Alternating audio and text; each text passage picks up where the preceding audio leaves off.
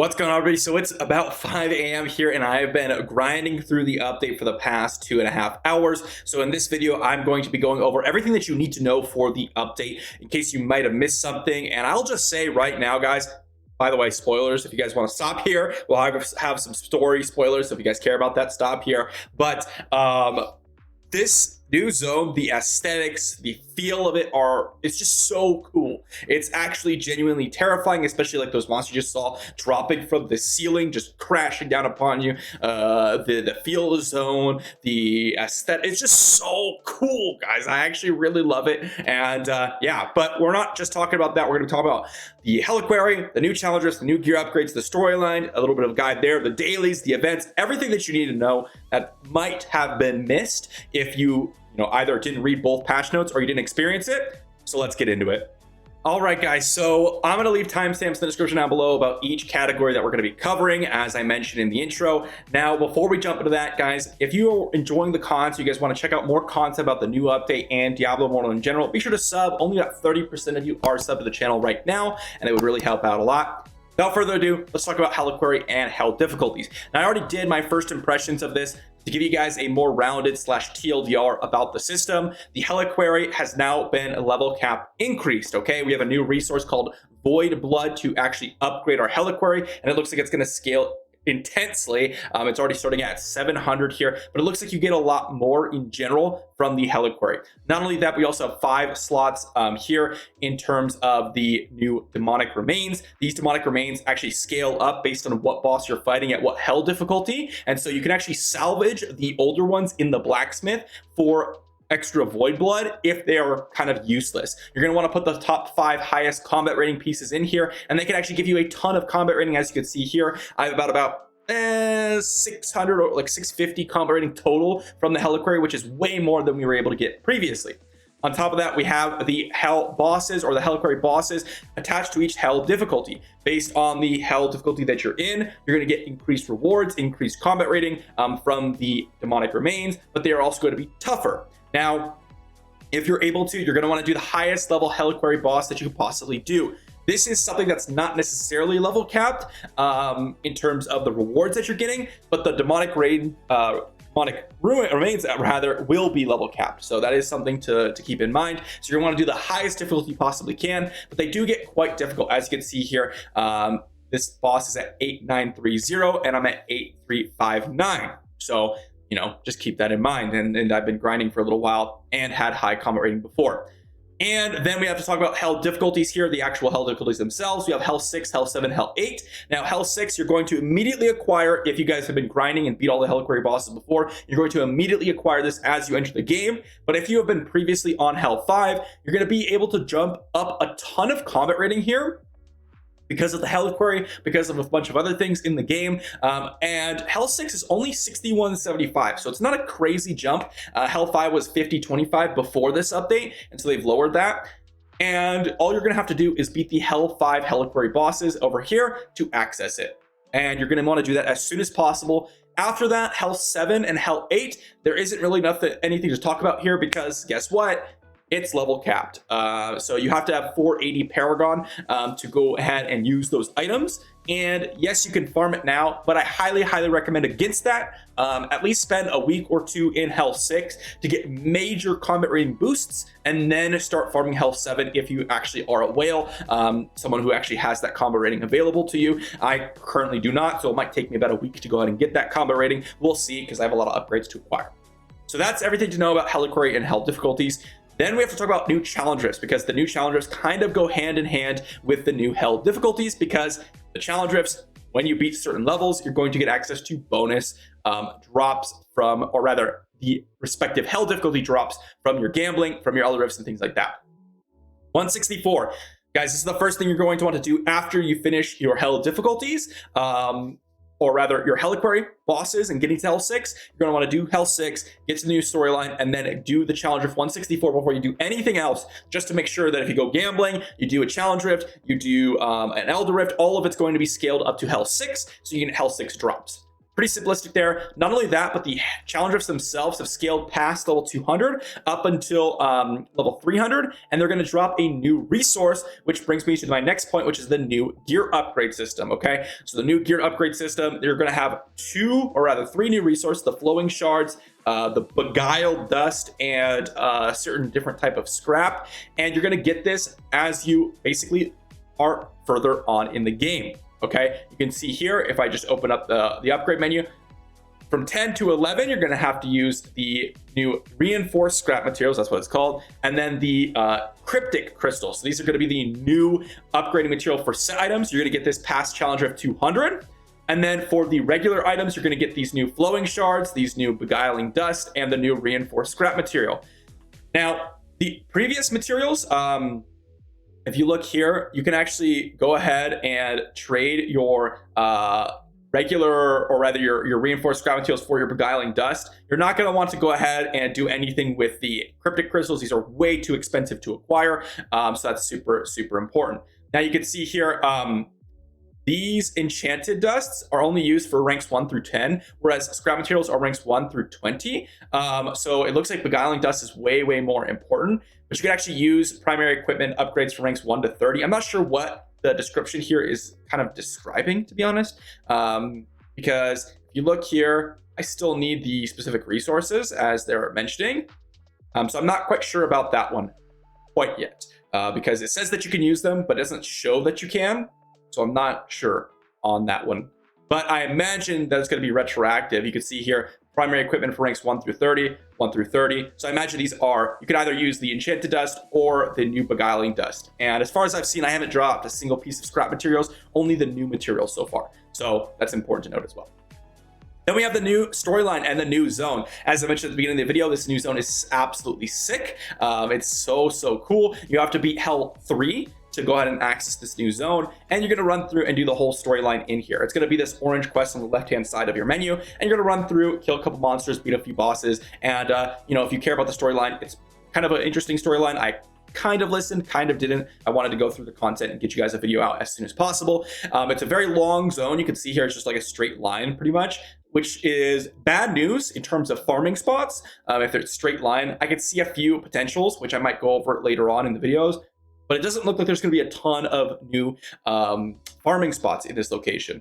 Now, there is a new event, which I'll have to go over tomorrow because it's not active yet. But overall, this new zone is pretty sick. It's kind of this like pirate flooded theme with these like crazy melded monsters and crabs around. It's actually really cool, and my personal favorite zone.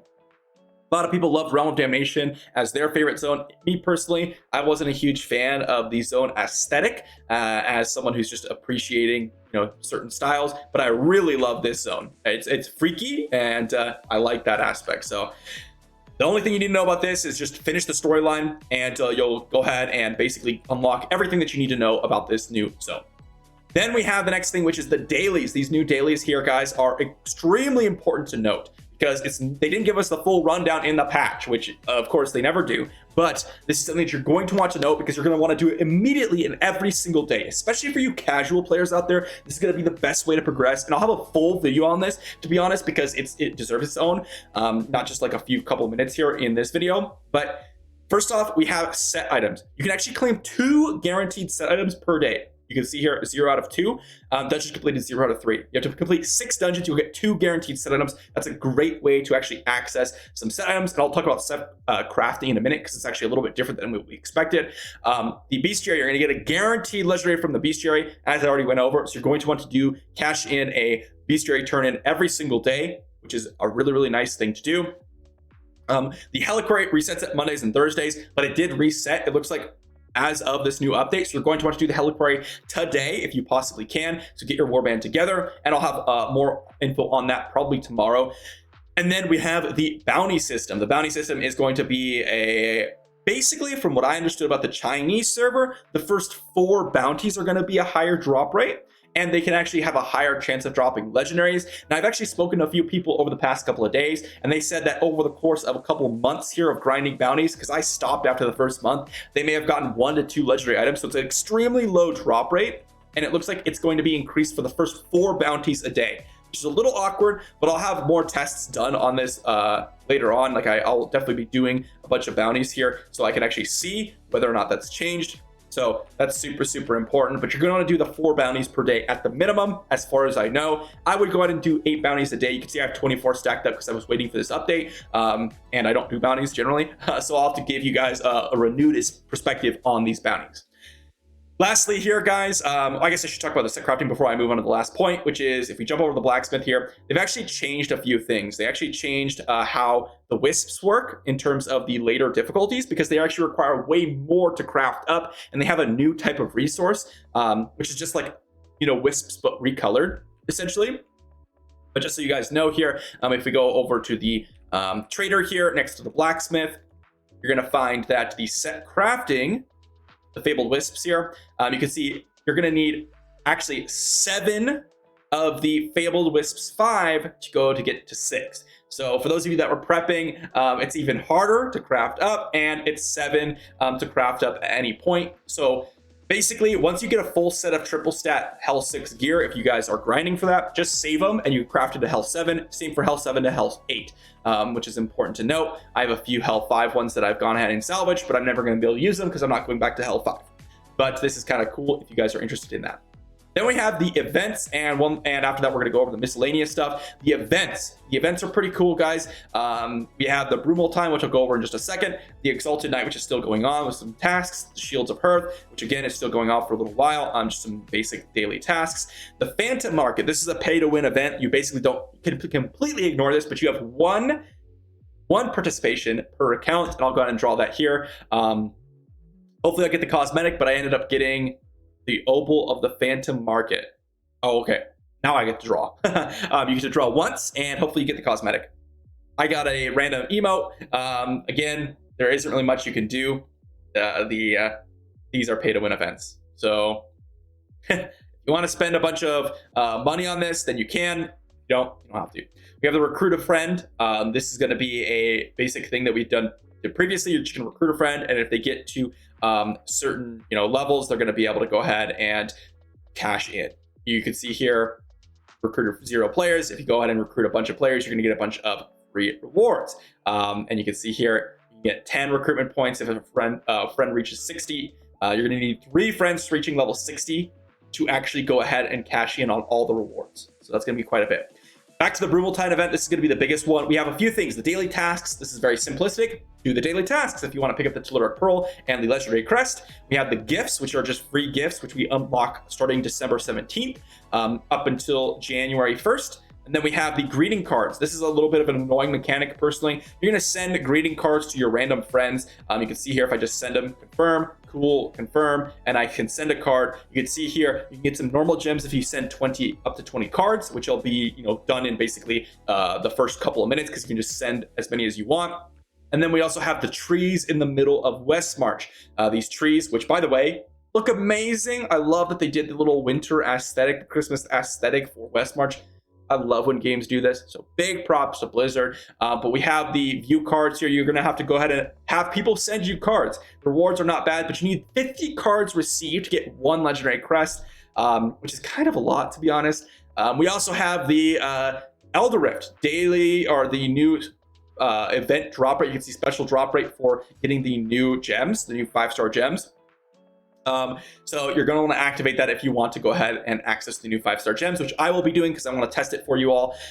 Last things, guys, we have a couple of miscellaneous things to go over. First off, we have a new Prodigy's Path. Now, this is a pack, but also a free bundle.